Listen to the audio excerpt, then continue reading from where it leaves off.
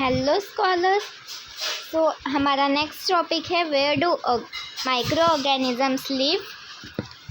Micro organisms में भी single celled like bacteria, some algae and protozoa और multi cellular such as many algae and fungi. Micro organisms जो है वो single celled भी हो सकते हैं और मल्टी सेल्ड भी हो सकते हैं। सिंगल सेल का एग्जाम्पल है बैक्टीरिया, एल्गी और प्रोटोजोआ। वही मल्टी सेलुलर माइक्रो ऑर्गेनिजम्स का एग्जाम्पल है एल्गी और फंगी। एल्गी जो है वो सिंगल सेल्ड भी हो सकते हैं और मल्टी सेलुलर भी हो सकते हैं। They live in all types of environment ranging from ice cold climate to hot springs and deserts to marshy lands. ये माइक्रो ऑर्गेनिजम्स है वो हर जगह पर प्रेजेंट रहते हैं, चाहे कितनी भी ठंड हो, कितनी भी गर्मी हो, और ये मतलब कहीं पर भी वो ग्रो कर जाते हैं। They are also found inside the bodies of animals including humans.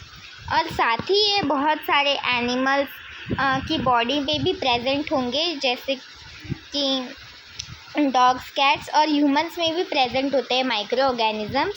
Some microorganisms grow on other animals while other exist freely. अभी कुछ जो माइक्रो ऑर्गेनिजम्स होते हैं वो कुछ दूसरे ऑर्गेनिज़म की बॉडी पर ग्रो करते हैं, वही कुछ ऑर्गेनिजम्स फ्रीली रहते हैं। यानी कि कुछ माइक्रो ऑर्गेनिजम्स आपकी बॉडी पे रहेंगे, वही कुछ यही एनवायरनमेंट में ग्रो करेंगे। ये छोटा सा ही टॉपिक था। अभी नेक्स्ट टॉपिक है माइक्रो ऑर्गेनिजम्स एंड अस। मतलब माइक्रो ऑर्गेनिजम्स और हमारे बीच में हम देखेंगे क्या रिलेशन है, किस तरह से वो हमें हेल्प करते हैं। Microorganisms play an important role in our lives. Micro organisms जो है वो हमारी लाइफ में इम्पॉर्टेंट होते हैं। क्यों इम्पॉर्टेंट होते हैं देखेंगे। Some of them are beneficial in many ways where some others are harmful and cause disease. Let us learn study about them in detail. अभी उनमें से कुछ जो होते हैं वो बहुत बेनिफिशियल होते हैं, मतलब बहुत हमें बेनिफिट देते हैं, वही कुछ हार्मफुल डिसीज़ में मतलब हार्मफुल डिसीज़ प्रोवाइड करते हैं हमें। सारे ही माइक्रो ऑर्गेनिजम्स ख़राब नहीं होते, कुछ अच्छे भी होते हैं, तो वही हम पढ़ेंगे। फर्स्ट है friendly microorganism. Microorganisms are used for various purposes. इनका बहुत अलग अलग पर्पस के लिए यूज़ किया जाता है। They are used in the preparation of curd, bread and cake. अभी कर्ड, केक और ब्रेड बनाने भी माइक्रो ऑर्गेनिजम्स यूज़ होते होंगे, मतलब होते हैं। Microorganisms have been used for the production of alcohol since ages. वहीं पे माइक्रो ऑर्गेनिजम्स अल्कोहल बनाने में भी यूज़ होते हैं, और ये बहुत ही आज नहीं यूज़ होते, ये बहुत ही पुराने टाइम से यूज़ होते हुए आ रहे हैं। They are also used in cleaning up of the environment. For example the organic waste, vegetable peels, remains of animals, faeces etcetera. तो माइक्रो ऑर्गेनिजम्स एनवायरनमेंट को क्लीन भी रखते हैं। जैसे जो डिकम्पोजर्स होते हैं वो भी माइक्रो ऑर्गेनिजम्स से होते हैं, जो सॉइल में प्रेजेंट होते हैं, और जितने भी ख़राब चीज़ें एनवायरनमेंट में हैं, बायोडिग्रेडेबल वेस्ट, उसको वो क्लीन रखने का काम करते हैं, उसे वो डिकम्पोज कर देते हैं, जिससे एनवायरनमेंट क्लीन रहता है। Are broken down into harmless and usable substances by bacteria. और इन्हें एकदम हार्मलेस और एकदम यूज़ होने वाले सब्सटेंस में इन्हें ब्रेक डाउन किया जाता है। उसे हम ह्यूमस कहते हैं, जो मैन्यूअल से मिलता है, हमने लास्ट चैप्टर में देखा था। Recall that bacteria are also used in the preparation of medicine. और ये बैक्टीरिया जो है वो बहुत सारे मेडिसिन्स में भी यूज़ होते हैं, एंटीबायोटिक्स में भी यूज़ होते हैं। In agriculture they are use to increase soil fertility by fixing nitrogen. और एग्रीकल्चर में भी हमने देखा था कि बहुत सारे फ्रेंडली माइक्रोब्स भी यूज़ होते हैं सॉइल की फर्टिलिटी इंक्रीज़ करने के लिए, और सॉइल को नाइट्रोजन रिच सॉइल बनाने के लिए। नेक्स्ट सब टॉपिक है making of curd and bread. You have learnt in class 7 that milk is turned into curd by bacteria. हमने क्लास 7th में ये तो देखा था कि मिल्क जो है वो कर्ड में बदलता है एक बैक्टीरिया से, जो कि एक केमिकल चेंज है। 5th चैप्टर में हमने ये देखा था, फिजिकल एंड केमिकल चेंजेस में। I saw that my mother added a little curd to warm milk to set curd for the next day. Why? I wonder why. यहाँ पर एक क्वेश्चन आता है कि इसने अपनी मदर को कर्ड में थोड़ा सा गरम दूध डालते हुए देखा। गरम मतलब गुनगुना कहते हैं हम उसे, और जिससे कर्ड एकदम अच्छे से सेट हो गया। तो ऐसा क्यों हुआ? Curd contain several microorganisms. अभी ये आपको पता ही होगा कि कर्ड में बहुत सारे माइक्रो ऑर्गेनिजम्स होते हैं। Of these the bacterium lactobacillus promotes the formation of curd. अभी इसमें एक बैक्टीरियम होता है लैक्टोबैसिलस, जो कि कर्ड के फॉर्मेशन को हेल्प करता है कर्ड फॉर्म होने में। It multiplies in milk and converts it into curd. ये जब मिल्क में प्रेजेंट होता है तो अपने आप को मल्टीप्लाई करता है, रिप्रोड्यूस करता है और मिल्क को कर्ड में कन्वर्ट कर देता है। Bacteria are also involve in the making of cheese, pickles and many other food items. अभी बहुत सारे बैक्टीरियाज का रोल होता है चीज़, पिकल्स और बहुत सारे फूड आइटम्स बनाने में, स्पेशली फर्मेंटेड फूड आइटम्स बनाने में। फर्मेंटेड मतलब हम उन्हें बहुत ज़्यादा स्टोर करते हैं, जैसे कि पिकल्स एक एग्जाम्पल हो गया फर्मेंटेशन का। इस प्रोसेस का ये हमने 7th में देखा था। An important ingredient of rava, suji, idlis and bhaturas is curd. अभी बहुत सारे जो इम्पॉर्टेंट इंग्रेडिएंट है वो है curd. Can you guess why? Bacteria and yeast are also helpful for fermentation of rice, idlis and dosa batter. अभी ऐसा क्यों होता है? क्योंकि इन सभी चीज़ों का मेन इंग्रेडिएंट कर्ड है, क्योंकि बैक्टीरिया और यीस्ट जो है वो राइस की इडलीज और डोसा के बैटर को फर्मेंट करने के लिए हेल्प करते हैं। जैसे यीस्ट केक को फ्लफियर बनाने में हेल्प करता है। Activity 2.3 take half kg of flour, आटा और मैदा, add some sugar and mix with warm water. आपको हाफ kg जो है आटा या मैदा, आप कुछ भी ले सकते हो, फ्लावर लेना है, उसमें थोड़ी सी चीनी और थोड़ा सा गुनगुना पानी ऐड करना है। Add a small amount of yeast powder and need to make a soft dough. अभी आपको उसमें थोड़ा सा यीस्ट पाउडर डालना है और नीड का मतलब आपको आटा गूंथना है एक सॉफ्ट डो बनाने में। What do you observe after 2 hours? Did you find the dough rising? अभी आपने उसे 2 घंटे तक रेस्ट करने के लिए छोड़ दिया, फिर उसके बाद जो आटा है वो डबल हो जाता है। तो ऐसा क्यों? आपने बहुत सारी रेसिपीज़ में भी देखा होगा जिसमें वो आटा गूंद के रख देते हैं और थोड़े टाइम बाद वो उसका अमाउंट डबल हो जाता है। मैदा विथ यीस्ट पाउडराइज्ड मैदा, यहाँ पर आपको डिफरेंस दिख रहा है दोनों का। Yeast reproduce rapidly and produces carbon dioxide during respiration. Yeast जो है वो बहुत जल्दी रिप्रोड्यूस कर पाते हैं और बहुत सारी कार्बन डाइऑक्साइड रिलीज़ करते हैं रेस्पिरेशन करते time. Bubbles of gas fill the dough and increase its volume. और ये जो बबल्स होते हैं गैस के जो वो प्रोड्यूस करते हैं, उसकी वजह से डो का साइज़ इंक्रीज़ हो जाता है, यानी volume. This is the basics of the use of yeast in baking industry for making bread, pastries and cake. अभी ये तो बेसिक यूज़ हो गया यीस्ट का, जो कि बेकिंग इंडस्ट्री यूज़ करती है ब्रेड, पेस्ट्रीज और केक बनाने के लिए। नेक्स्ट सब टॉपिक है commercial use of micro organisms. Microorganisms are used for the large scale production of alcohol, wine and acetic acid vinegar.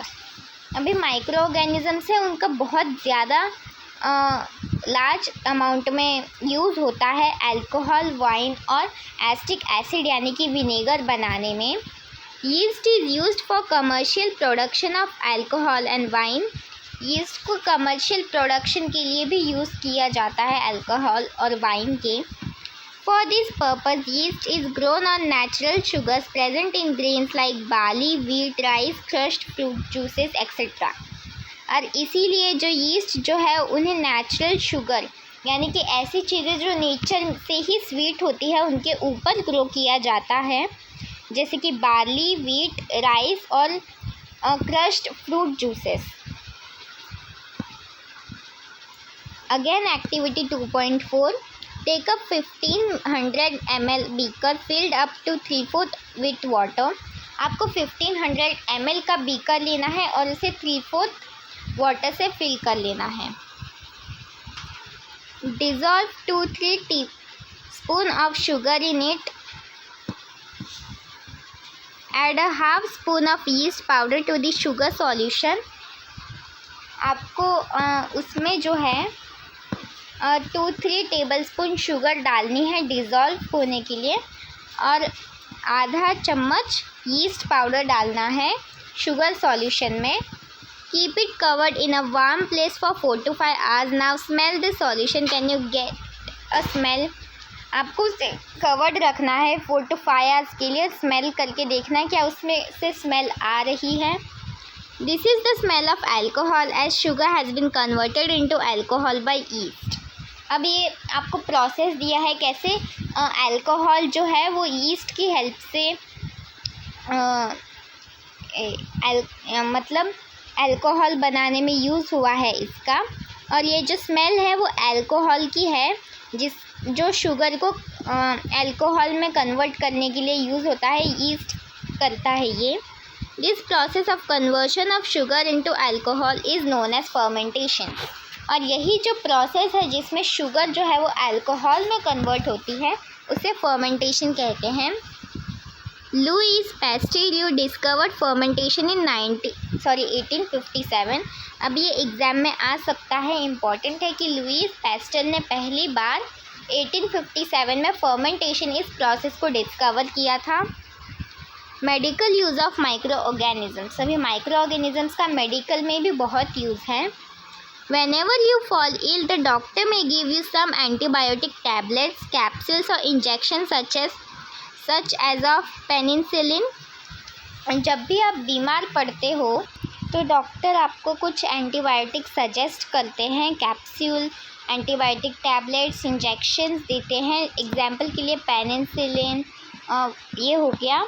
अभी एक चीज़ यहाँ पर आपको 500 ml का 3/4 लेना है, तो टोटल आपको कितना ml लेना होगा वो हम फाइंड आउट कर लेते हैं।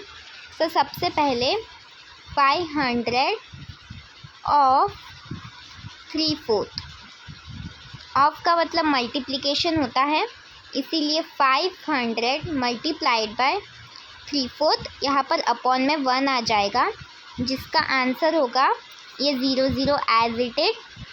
5 3 15, देन डिवाइडेड बाय 4। अभी हम इसे 4 से डिवाइड कर लेते हैं। 4 डिवाइडेड बाय 1500, सो 4 3 12, यहाँ पर 3 आ जाएगा, 0 एंड 4 7 28, अगेन यहाँ पर 20 आ जाएगा एंड 4 5 20। मतलब ये पूरी तरह से डिवाइड हो गया।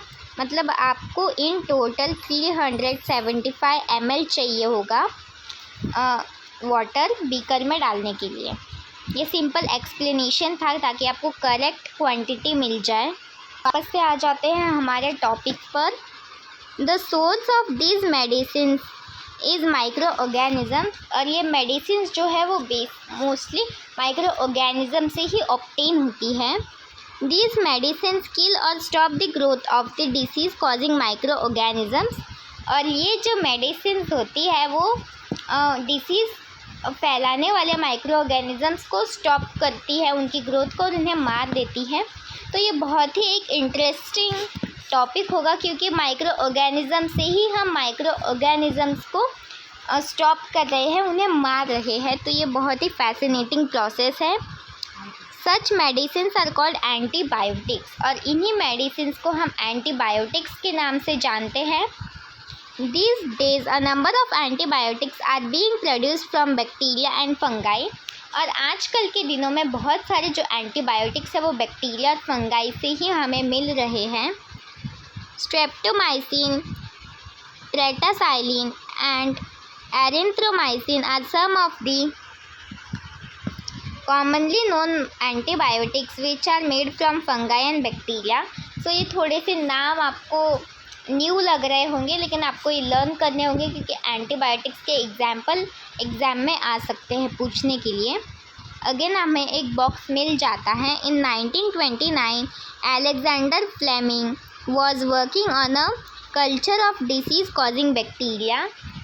1929 में अलेक्जेंडर जो है वो एक डिसीज़ रोकने के लिए एक काम कर रहे थे कि इस डिसीज़ के मतलब बेसिकली मेडिसिन ढूंढ रहे थे जो बैक्टीरिया से होता है. Suddenly he found the spores of little green mould on one of his culture plates. और उसे अचानक से एक ग्रीन माउल्ड मिला उसकी प्लेट पर जो ग्रो कर रहा था. He observed that the presence of mold prevented the growth of bacteria. और उसने यही ऑब्ज़र्व किया कि ये जो मोल्ड ग्रो कर रहा है उसकी वजह से बैक्टीरिया की ग्रोथ ही रुक गई है. In fact it also killed many of this bacteria from this mould penicillin was prepared. और ये जो ग्रोथ हो रही थी ग्रीन मोल्ड की उसकी वजह से जो बैक्टीरिया थे वो भी मर गए. सो इसी से पेनिसिलिन उन्होंने प्रिपेयर किया, यानी कि माइक्रो ऑर्गेनिज्म से ही माइक्रो ऑर्गेनिजम्स की मेडिसिन बनाई.